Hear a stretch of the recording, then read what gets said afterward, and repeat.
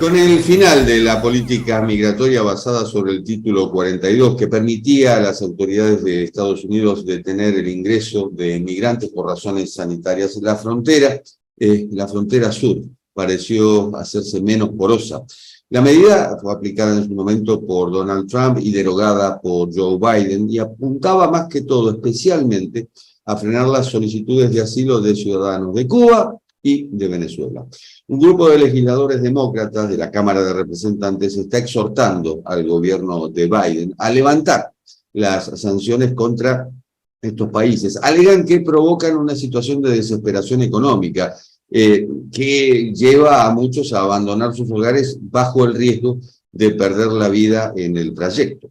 Entre los cubanos, la cantidad de interceptados cuando intentaban arribar por mar a Estados Unidos en los primeros meses del año fiscal, esto es entre octubre de 2022 y abril de 2023, 6.202, supera a idéntico periodo del año anterior, 6.182, esto según la Guardia Costera.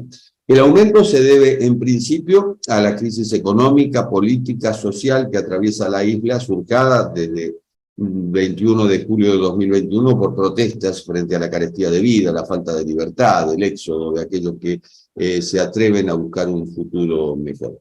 Y qué mejor que hablar sobre este tema con un experto, con Michael Bustamante, que es profesor asociado de Historia y titular de la Cátedra Emilio Bacardí Moró de Estudios Cubanos y Cubanoamericanos de la Universidad de Miami. La primera pregunta, Michael, es, bueno, ¿cuáles han sido las causas y la escalada del reciente éxodo migratorio de Cuba? Pues un saludo ante todo. Este éxodo que hemos presenciado desde finales del año 2021 hasta el comienzo del presente año ha sido un éxodo sin precedentes. Sin precedentes en términos de números absolutos, pero también en términos de porcentaje de la población. Estamos hablando de alrededor de 300.000 cubanos que han intentado ingresar hacia los Estados Unidos nada más. Eso no incluye los cubanos que hayan emigrado a otros destinos.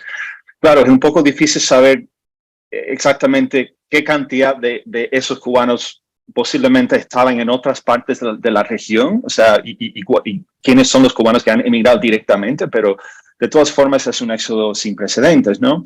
Hay que entender el contexto, ¿no? Las fronteras cubanas básicamente estaban cerradas durante 2 años, producto de la pandemia, pero incluso antes de la pandemia, las posibilidades para emigrar legalmente hacia Estados Unidos estaban básicamente cerradas. Producto de ese fenómeno muy raro llamados ataques sónicos, entre comillas, que llevó al cierre total de las actividades consulares de la Embajada norteamericana en Cuba. Se suma a eso también una crisis económica muy profunda y una crisis política que antecede y nos lleva hacia las protestas históricas del año 2021. Así que cuando ya el gobierno de Cuba abre las fronteras otra vez en noviembre de 2021, ya el éxodo empezó y era como sin parar, ¿no? Hasta que Biden tomó la decisión de básicamente cerrar la frontera sur al comienzo de este año. ¿Puede compararse con otros momentos históricos? Sí, bueno, el ejemplo que se me ocurre es el éxodo de Mariel del año 1980, ¿no? Antes de este éxodo actual, fue el mayor éxodo en términos de cantidad de individuos y porcentaje de la población. Ese éxodo fue, estamos hablando de 100.000 personas más o menos, básicamente concentrados en un periodo de 2 o 3 meses, así que fue un éxodo muy intenso, ¿no? Entonces, pero ya en un lapso de tiempo un poco más largo, en este último año y medio, ya hemos duplicado esa cifra o más. Entonces, es la única otra, es el único otro momento que se me ocurre como punto de comparación. Pero igual, lo que hemos presenciado es sin precedentes. Y claro, el mecanismo de la migración es distinto, ¿no? Mariel fue un éxodo por mar, No, este éxodo ha sido mayoritariamente por tierra, o sea, volando hacia ciertos puntos en la región y luego los cubanos van incorporando a las mismas trayectorias de migración hacia la frontera sur con Estados Unidos que los demás migrantes de Latinoamérica. ¿Cuál es para los cubanos la consecuencia del final del título 42? Bueno, yo en realidad yo no veo que han habido muchas consecuencias necesariamente del final de esa política en particular, ¿no? Esa política, como tú decías al principio, daba ciertas facilidades al gobierno norteamericano para expulsar de forma express a los migrantes que intentaban ingresar al país bajo una lógica sanitaria, ¿no? Pero ya en un momento en que Estados Unidos estaba básicamente abierto a todo el mundo, era claro que se estaba usando esa lógica sanitaria básicamente para un ejercicio de control de la frontera que no tenía ya nada que ver con el tema sanitario como tal. Pero es que el final de esa política no ha conllevado a necesariamente una política más abierta para los migrantes. Al contrario, lo que Biden ha hecho al comienzo de este año es básicamente cerrar la frontera. O sea, ellos van a seguir usando otros recursos de las leyes migratorias de Estados Unidos para impedir la entrada de los migrantes. Han hecho muy difícil el proceso de solicitar asilo. O sea, para solicitar asilo en la frontera hay que ahora tener una cita usando una aplicación en el teléfono, lo cual es un poco contradictorio, ¿no? Porque para las personas que están solicitando asilo se supone que están en situaciones de desesperación. ¿Acaso tienen tiempo para navegar una aplicación en un teléfono? No sé. Pero en realidad, repito, el final de esa política no ha conllevado a necesariamente más posibilidades de entrada para los cubanos o otros migrantes. Al contrario, estamos presenciando todavía un momento de muchas restricciones para entrar. Ahora, hay otra parte, o sea, si ese es el palo, hay una zanahoria también que yo creo que vamos a comentar, que es una nueva política de parol humanitario que los cubanos también pueden usar. Pies secos, pies mojados, final con el gobierno de Barack Obama. Parece que habláramos de hace muchísimos años y sin embargo en un corto periodo de tiempo ha cambiado muchas veces la situación en Estados Unidos con respecto a los cubanos. Sí, claro. La política de pies secos, pies mojados se tiende a pensar que era una política muy permisiva, ¿no? Que daba a los cubanos más facilidades que otros migrantes para poder entrar a los Estados Unidos, lo cual es cierto, pero en su momento la implementación de esa política representó una restricción de una política que había sido aún más abierta. O sea, pies secos, pies mojados desde los años 90 básicamente implicaba que si un cubano llegaba a tocar tierra norteamericana, o sea, no importa el mecanismo, ellos tienen un camino legal hacia la permanencia en el país, automáticamente, con muy pocas excepciones. Si un cubano era interceptado en el mar por la Guardia Costa, pues ese cubano iba a ser llevado a Cuba, ¿no? Cuando Obama elimina la política de pies secos, pies mojados, uno tendía a pensar que pues una política bastante excepcional hacia los migrantes cubanos estaban llegando a su fin. Y así fue durante un tiempo. O sea, durante la administración de Trump, Trump no hizo nada para cambiar o abrir de nuevo la posibilidad de entrada para los cubanos. Al contrario, fue Trump quien empezó a enviar a centros de detención los cubanos que todavía estaban llegando. Luego sucede la pandemia. Entonces ya la migración en general, la dinámica cambia, obviamente. Y ahora que se han abierto otra vez las fronteras, pues ya me refería a ese éxodo, y es que los cubanos no tienen la misma posibilidad automática de entrar a los Estados Unidos. Lo que ha pasado en este último año y medio ha sido algo muy curioso, porque Biden parece como consecuencia de las avalanchas de personas, ¿no? La cantidad, o sea, ellos no querían estar mandando a todos estos migrantes cubanos, venezolanos, etcétera, a centros de detención. Además, el gobierno de Estados Unidos no tenía la capacidad para ello. Entonces, Biden básicamente usó una política un poco contradictoria, o sea, permitía la entrada de muchos cubanos, muchos recibían una cosa que se llama parol humanitario, que es como un permiso temporal para estar en los Estados Unidos, que es una autoridad que tiene el fiscal general del país, y con ese parol humanitario, es muy curioso porque ese parol humanitario, según la ley norteamericana, cuenta oficialmente con una entrada legal. ¿Y por qué esto es importante? Porque si un cubano entra legalmente, y es una definición muy técnica, ¿no? Todavía puede calificar para una ley que se llama la Ley de Ajuste Cubano, que data desde los años 60, ¿no? Entonces, ese cubano que haya entrado y que haya recibido un parol humanitario entre 2022 y 2023, pues sí tienes un camino por delante para regularizar su estatus. Pero lo que ocurrió es que muchos cubanos no estaban recibiendo ese parol humanitario tampoco, recibían otro tipo de estatus así, casi inventados, temporales, así que su situación legal está un poco en duda, ¿no? Y ahora, pues la dinámica ha cambiado de nuevo, porque ya la frontera está más cerrada y hay otras posibilidades legales para acceder para entrar al país, pero es otra dinámica. Bueno. ¿Cómo es el debate en la Cámara de Representantes, en la cual legisladores demócratas proponen ponerle fin o acotar las sanciones justamente para aliviar el malestar del pueblo cubano?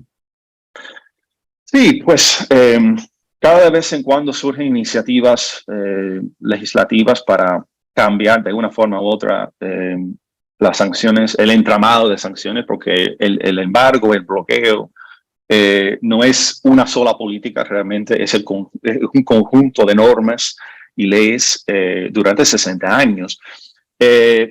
Pues para algunos demócratas su tesis es bien sencilla y bien lógica desde mi punto de vista. Es que si Estados Unidos quiere realmente enfrentar este éxodo migratorio en la región en general, y si el propio Biden ha dicho que para hacer eso hay que ir hacia las causas, o sea, los motivos que están impulsando a la gente a salir de sus países, pues, ¿por qué en el caso de Cuba no podemos hacerlo? O sea, su posición es básicamente, no es que la política norteamericana es exclusivamente responsable por todo lo que está pasando en Cuba, pero su posición, y con ellos estoy básicamente de acuerdo, es que negar que las sanciones tienen un impacto en la economía cubana y que están contribuyendo, ¿no?, en alguna manera a esa crisis económica que está contribuyendo a este éxodo masivo, pues sería estar un poco como la avestruz con su cabeza debajo de la tierra, ¿no? Entonces, ellos proponen eso, y ha surgido mucho interés en tratar de aliviar las sanciones, básicamente como una medida para ejercer más control migratorio. Lo que pasa es que estas propuestas legales no tienen ninguna posibilidad, diría yo, de triunfar en el Congreso. Además, o sea, una de las leyes más importantes o las propuestas más importantes que se ha presentado ha sido presentado en el Senado por un grupo de legisladores fundamentalmente demócratas, pero para que esa ley sea aprobada en el Senado, tiene que pasar por el Comité de Relaciones Exteriores y el chair actual de ese comité es un senador cubano-americano, Paul Menéndez, de New Jersey, que tiene una posición muy escéptica de cualquier esfuerzo por aliviar las sanciones. Entonces, esas propuestas no van hacia ningún lado. Entonces, toca a la Casa Blanca, básicamente, tratar de usar su poder ejecutivo, si es que quiere, tratar de aminorar las sanciones. Y, de hecho, ha tomado algunos pasos pequeños en esa dirección desde hace un año, pero hay posiblemente otros pasos que ellos pudieran tomar. Es decir, Michael, no alcanza con los visados humanitarios para cubanos, venezolanos, haitianos y nicaragüenses, que es lo que se puso en marcha en enero. Pues es una buena pregunta. Lo que estamos viendo es que este programa de parol humanitario, que básicamente es una manera en que los cubanos y venezolanos y otros pueden aplicar para un paro humanitario desde sus países de origen en vez de en la frontera. Y así, si es que reciben ese paro humanitario de forma, digamos, anticipada, ellos simplemente se montan en un avión y van, ¿no? Y tienen que tener un patrocinador, o sea, un familiar, un amigo que básicamente se haga responsable por ellos. Es un permiso temporal solamente, de 2 años, ¿no? Tengo entendido que la Casa Blanca tiene la intención de otorgar 30,000 paroles humanitarios al mes a este grupo de, creo que son 4 nacionalidades. Pero que estamos viendo que la lista de personas que han solicitado el parol es inmensa. Y si no me equivoco, los cubanos ocupan como el segundo lugar, ¿no? en la cantidad de personas que están esperando actualmente el paro. Así que por el momento ese éxodo migratorio parece que se ha controlado bastante. Los números de los cubanos que están intentando cruzar la frontera están muy por debajo de donde estaban hace un año. Pero es que me parece que es un poco una bomba en el tiempo que puede explotar en cualquier momento. Entonces, a largo plazo, creo que un análisis de qué más Estados Unidos puede hacer es lógico. Y además, hay el sector, digamos, más anti-inmigrante del Partido Republicano ha presentado demandas legales en las cortes que cuestionan esta política de paro humanitario. Dicen que es anticonstitucional. Entonces, si ellos llegan a triunfar o si entra un republicano en la Casa Blanca otra vez, después de las próximas elecciones, es muy probable que este programa de paro humanitario se elimine. Y después, ¿dónde estamos? O sea, ya tendremos solamente palo y no zanahoria. Y no tendremos más canales legales para que la gente pueda migrar. Entonces, ahí sí tendremos un problema otra vez, diría yo. ¿Cree que el caso cubano, por el tiempo transcurrido, es excepcional respecto de otros países de América Latina y el Caribe? Bueno, los que estudiamos Cuba tenemos la mala fama de pensar que siempre somos excepcionales, que somos el ombligo del mundo. Y no lo pienso así. Hay que poner este éxodo migratorio en su contexto. Obviamente Cuba no está único en ese sentido. Estamos viendo cifras récord también de venezolanos y otras nacionalidades.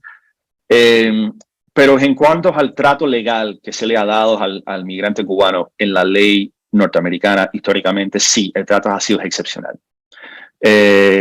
Y a lo largo de los años, ese trato excepcional ha ido, digamos, disminuyendo. O sea, ya más y más el trato hacia el cubano se parece más al trato a cualquier otro inmigrante. Pero hoy por hoy todavía no existe una ley de ajuste venezolano, por ejemplo. O sea, existe la ley de ajuste cubano. O sea, ahora son menos los cubanos que pueden calificar para esa ley. Pero si un cubano entra legalmente al país, incluso con una visa temporal, simplemente se queda y después de un año tiene la residencia permanente, básicamente. O sea, es algo sí excepcional en ese sentido. Ya la eliminación de la política de pies secos, pies mojados iba encaminada a empezar a eliminar esa excepcionalidad, pero todavía quedan algunos rasgos en ese sentido, sobre todo en la ley migratoria. Michael, ha sido un gusto. Muchísimas gracias. A ustedes. Muchas gracias por la invitación. Y esto ha sido Cuarto de Hora, el programa de Cadal TV. Nos encontramos en la próxima. Chao.